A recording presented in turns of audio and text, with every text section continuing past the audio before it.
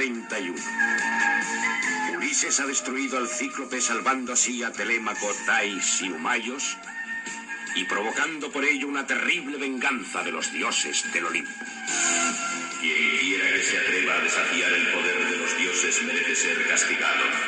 Desde ahora errarás por mundos desconocidos.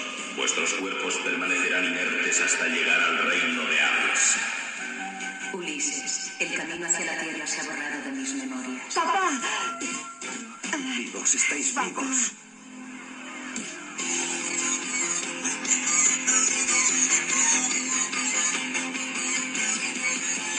Ulises, Ulises, va volando por las galaxias, más veloz que una estrella fugaz. Ulises, lucha por el bien y por la paz. Ulises, su misión es destruir el mal.